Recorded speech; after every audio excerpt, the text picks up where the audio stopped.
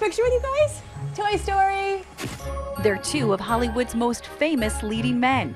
And now, after over 20 years in the spotlight, they're finally getting a home at Disney World. Disney is the parent company of ABC News. So we're just outside the entrance for the brand new Toy Story Land here at Disney's Hollywood Studios. As you can see, still a construction site, but there's a lot of excitement for the June 30th grand opening. Anticipation for the new park has been building with remakes of old favorites.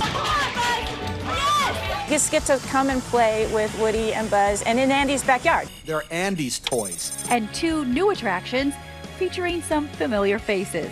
Hey, Slinky. At the end of that ride, Wheezy. For the first time, we're seeing him here in the attraction, moving around. Hey, buddy. How's it going?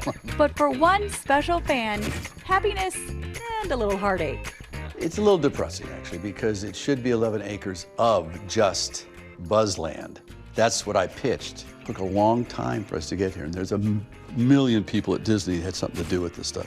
I'm excited to be part of it. The little stuff that they do, like nobody else does, it's going to be very exciting. Code Red.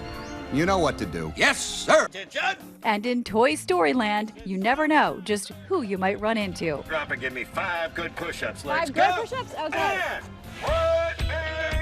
And 5. Good work, man. Let's hear some applause for her. Nice job.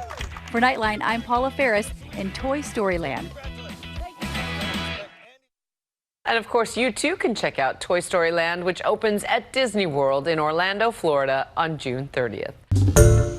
Hi everyone, George Stephanopoulos here. Thanks for checking out the ABC News YouTube channel. If you'd like to get more videos, show highlights, and watch live event coverage, click on the right over here to subscribe to our channel, and don't forget to download the ABC News app for breaking news alerts. Thanks for watching.